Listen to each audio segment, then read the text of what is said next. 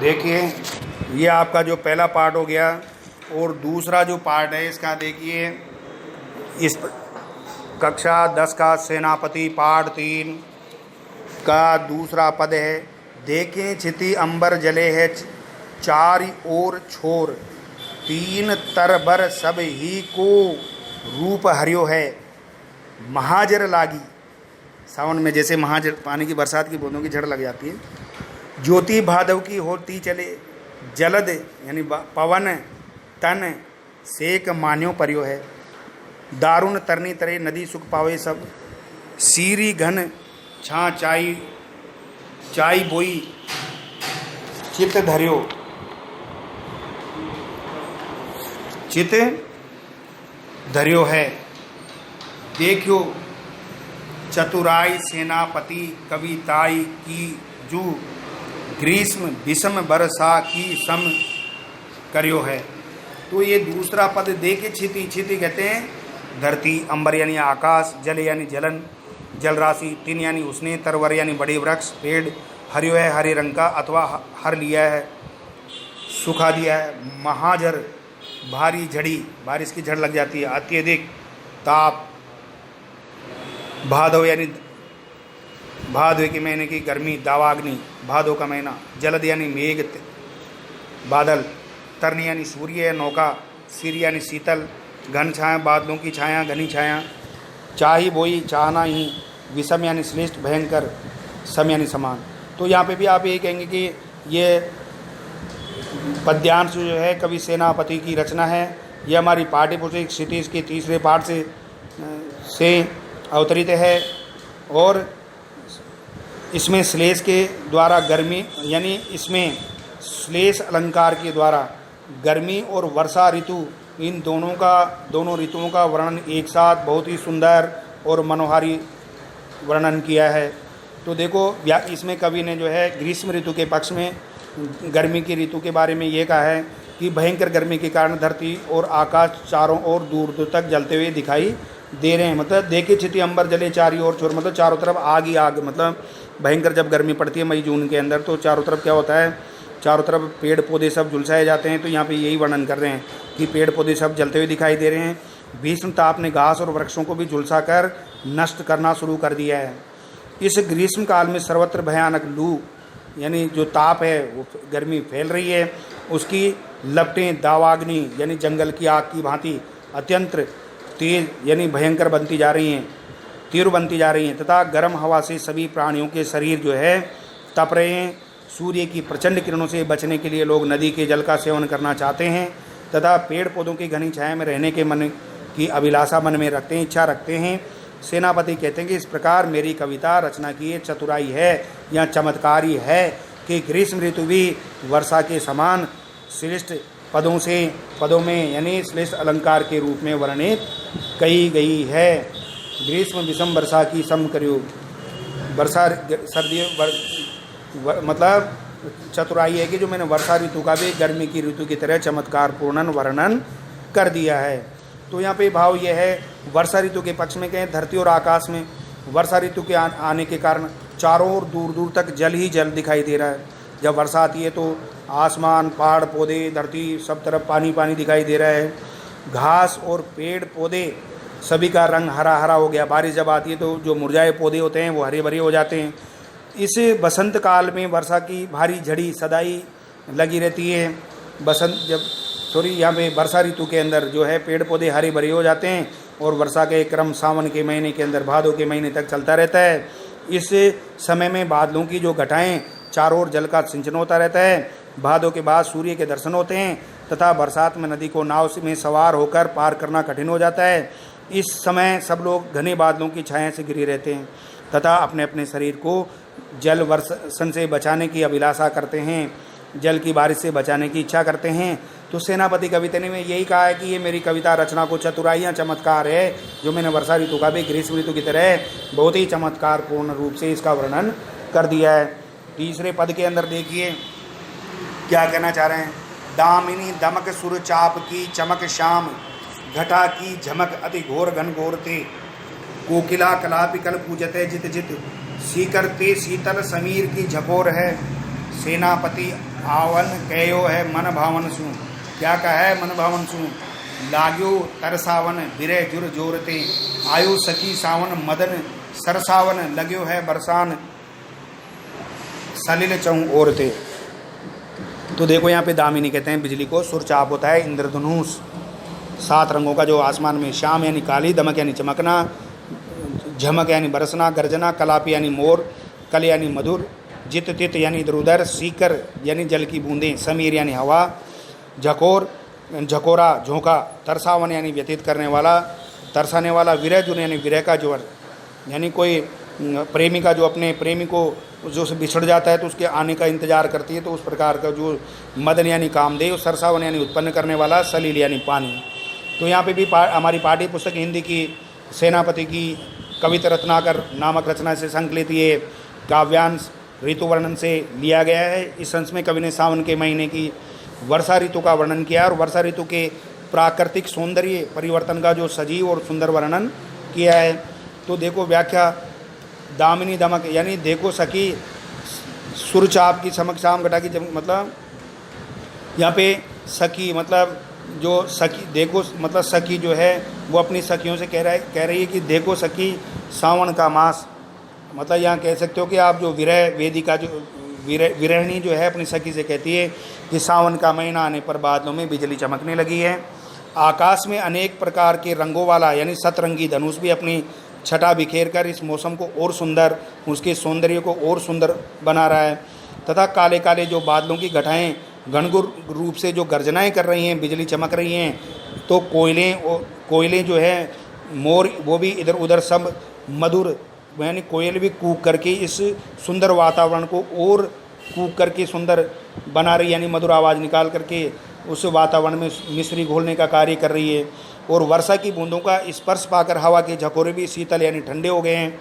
सेनापति कवि के वर्णन के अनुसार नायिका या कोई गोपिका ये कहती है कि ऐसे समय में मुझे मन को अच्छे लगने वाले प्रियतम ने आने के लिए कहा था। क्या मुझे विरह का ज्वर जोर से तड़पा रहा है, यानी मौसम को देख करके जो है नायिका या गोपिका की विरह अग्नि जो है बढ़ गई और वो तड़पने लगी।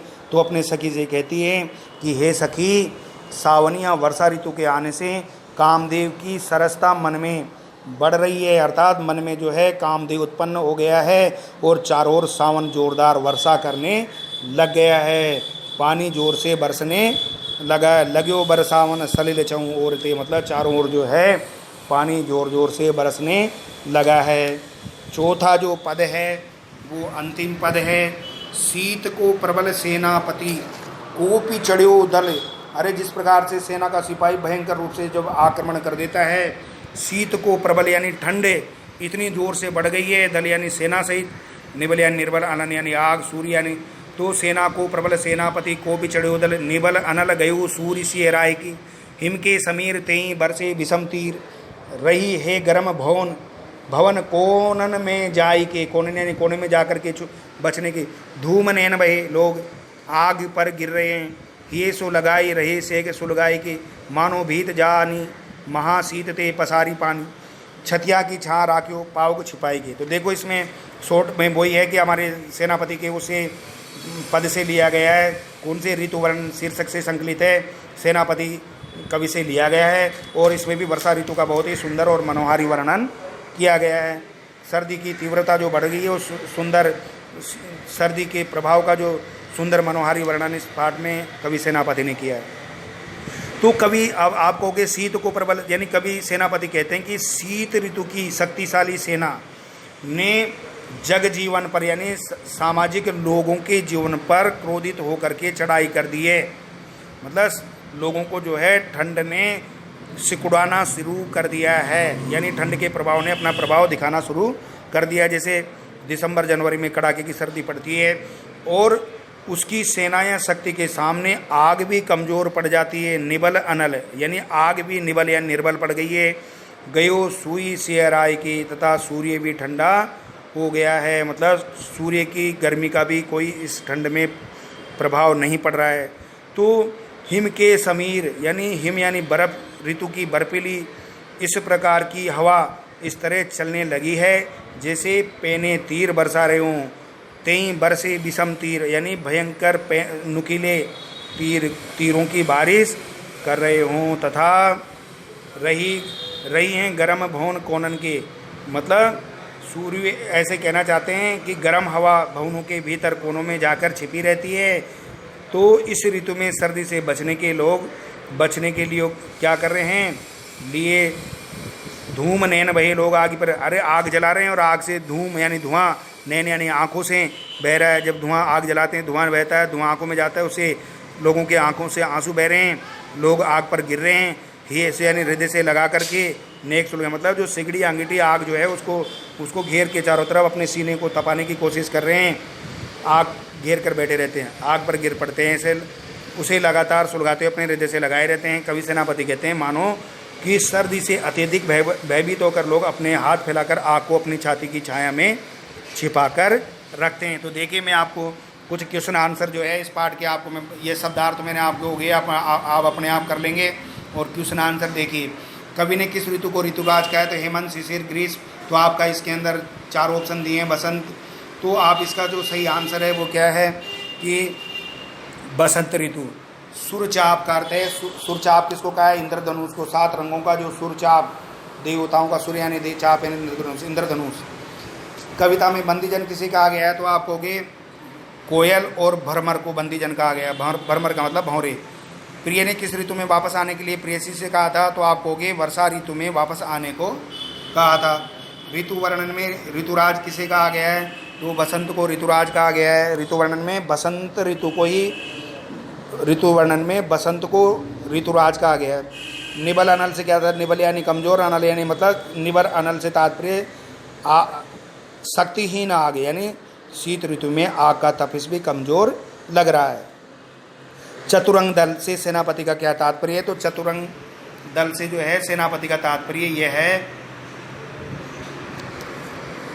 सेनापति का से 4 अंगों वाली सेना से है, जिसमें हाथी, घोड़े, रथ एवं पैदल सैनिक सम्मिलित हों। अर्थात बसंत ऋतु राज भी अपने चतुरंग दल के, बसंत रूपी जो राजा है उसने अपनी चतुरंगनी सेना के साथ आ गया है। मतलब पेड़ पौधे कली सब एक साथ खिल रहे हैं, पेड़ों पर रंग बिरंगी फूल, नए पत्ते, कोपलें जो हैं खिल गए हैं। जैसे राजा अकेला नहीं चलता, उसके साथ उसकी चारों प्रकार की जल वायु सेना जो साथ चलती है, उसी प्रकार जो है बसंत ऋतुराज भी स्वयं की साज सज्जा सहित उपवन में छा गया। मतलब बगीचा का सौंदर्य जो है चारों तरफ फैल गया है, उसकी सुगंध जो है चारों तरफ फैल रही है।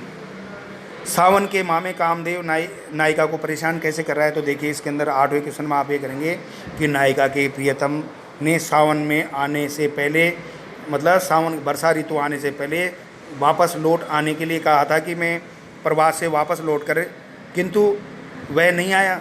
वर्षा ऋतु में बिजली के चमकने तथा बादलों के गर्जन वर्षण से नायिका का मन जो है उल्लासपूर्ण हो गया, अर्थात उसके मन में कामदेव उत्पन्न हो गया।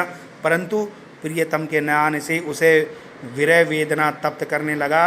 इस प्रकार विरह वेदना बढ़ जाने से कामदेव नायिका को सताने लगा और उसके मन में काम भावना जागृत करने लगा।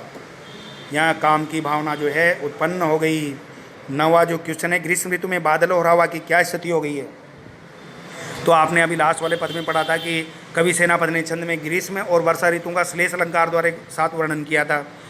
ग्रीष्म ऋतु आने से धरती व आकाश तप रहे हैं, ग्रीष्म यानी गर्मी, एवं गर्म हवा आग की लपट की तरह होकर शरीर को तपा रही हैं, लोगों को परेशान कर रही हैं। सभी लोग जो है गर्मी से तपत होकर व्याकुल और बादलों की ठंडी छाया की कामना कर रहे हैं। तो ये हो गया आपका 9वां क्वेश्चन। सेनापति का ऋतु वर्णन हिंदी साहित्य में अनूठा क्यों है, इसलिए है क्योंकि इन्होंने समस्त ऋतुओं का वर्णन तल्लीनता के साथ किया है। प्रकृति के मनोहारी दृश्यों का वर्णन करने में अपनी सूक्ष्म पर्यवेक्षण शक्ति क्षमता को उजागर किया है। प्रकृति का आलंबन रूप में वर्णन करने से इन्हें विशिष्ट ख्याति मिली है। इनके ऋतु वर्णन में श्रृंगार रस का सौंदर्य प्रदर्शित हुआ है, इसलिए इन्होंने कहीं पर संयोग सुख का और कहीं पर विरह वेदना को निरूपित किया है। ऋतु परिवर्तन के साथ साथ कवि सेनापति ने विलास के साधनों का भी वर्णन किया है। गर्मी के मौसम में ठंडे छायादार स्थानों इत्यादि को लेकर कई दृश्य प्रस्तुत किए हैं। वर्षा ऋतु में बादलों की घटाओं और जल वर्षण का जो सुंदर मनोरम दृश्य उत्पन्न किया है। कवि सेनापति ने बसंत, वर्षा और शिशिर ऋतु को नायिकाओं हेतु काम वेदना बढ़ाने वाला बताया है।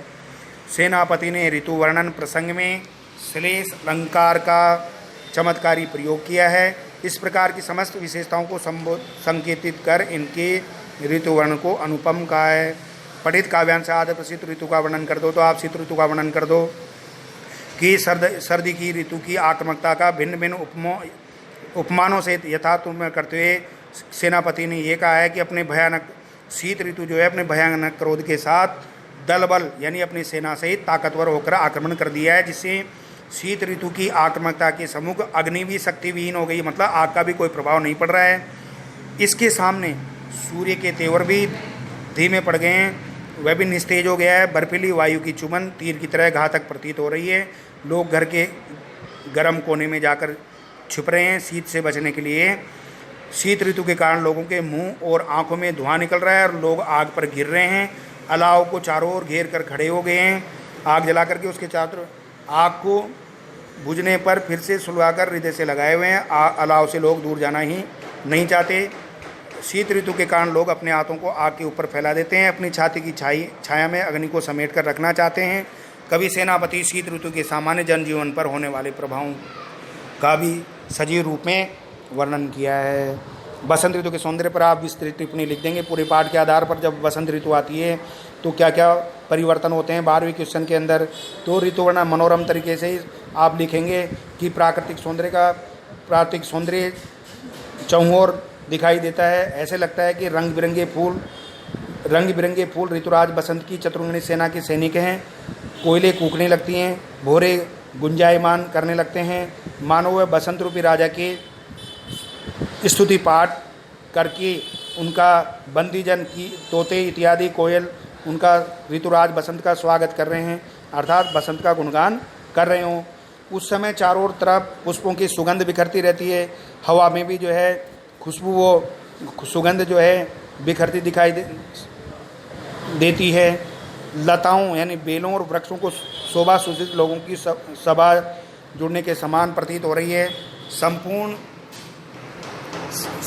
यहाँ पे जो है वातावरण सुख विलास से निरूपित दिखाई, प्राकृतिक परिवेश सुख विलास से सौंदर्य रूप में दिखाई देता है और सारे प्राणियों को बसंत ऋतु आरामदायक लगती है। इस प्रकार सेनापति ने उपमा, रूपक, उत्प्रेक्षा, मान विकरण भी अलंकारों का प्रयोग भी किया है और भावगत सौंदर्य की भी वृद्धि हुई है। सेनापति बसंत ऋतु का श्रृंगार के आलम्बन रूप में वर्णन किया है, उसे सभी ऋतुओं का राजा बताया है। प्रकृति चित्रण की दृष्टि में इस तरह का वर्णन काव्य सौंदर्य से पूरी तरह निम्न पंक्ति से प्रसंग व्याख्या आप स्वयं करेंगे। और ये आपका तीसरा पार्ट कंप्लीट हो गया। इसके प्रश्नोत्तर आप करेंगे, होमवर्क करेंगे और फिर याद करेंगे।